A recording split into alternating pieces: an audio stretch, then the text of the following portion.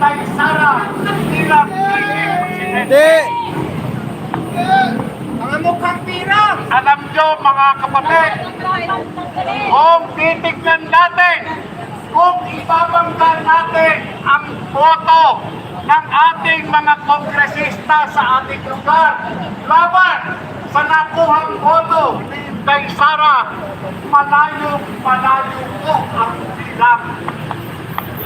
Subalit, yung pong boto na yan, yung pagtitiwala na yan, nating mga Pilipino, is tula po tayong biyurakan, pinapagtapakan, pinaliit, pinastos, sinampan, lahat na ng uri ng pangbababoy sa ating paniniwala at mga karapatan ay ginawa nila. Masunod lamang ang binibigay nilang kayamanan. Napakalaki po ng kanilang mga natanggap milyong pisong mahalaga na ikinukupli bilang ayuda. Ako po ay nananawagan sa inyo mga kapatid, mga kapitbahay, mga kabarangay. Bakit hindi natin singilin ang ating mga kongresista at hanapin natin ang ayuda na laan para sa atin? Ayudang ibinayad kapalit ng pirma. Ayuda na sinasabi nilang tulong para sa atin kapalit ng pirma. Ayuda na pantawid gutom kapalit ng lakda para i-impeach si Inday Sara.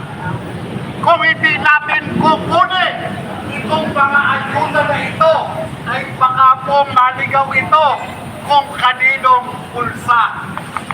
Papayagan niyo po ba na maligaw itong ayuda na bayad sa impeachment ni Inday Sara? Wag po tayong pumayag. Wag po tayong pumayag. Ginamit na nga tayo. Ginamit ang taong bayan. Dahilan kaya sila lumagda ay dahil di umano para hindi mawalan ng ayuda ang kanilang constituents. Ano na ang nangyari sa bayan natin? Mga kongresista natin noong eleksyon kumakatok sa ating mga pintuan, nakikiusap. Sila daw di umano ang magiging boses natin sa Kongreso. Baya't baya, talagang lahat na lang ipinapangako na kapag ako ang inihalangin nyo bilang katawan sa Kongreso, ako ang magiging tagapagtanggol ninyo, ako ang magiging boss nyo sa Kongreso. Pero ganun po ba ang nangyari? Kinonsulta po ba tayo noong bago nila matalsikin i-impeach itong si Inday Sara? Hindi po. Nakakalungkot pa itong isipin. Ito po ang katotohanan.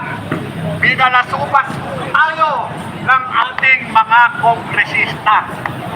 Puro sila pangako na magiging boses natin sila sa Kongreso.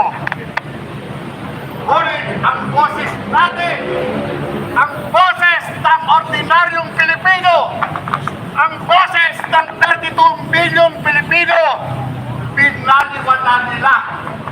Sa halip na protektahan nila si Inday Sara, ay sila pa ang nagkalulog kay Inday. Kaya itong mga nakalagdang ito, mga kongresista, sila ang nakabagong Judas Iscariote. Ipinagpalit nila ang ating Vice Presidente sa 7 piraso ng tila. Maraming salamat po.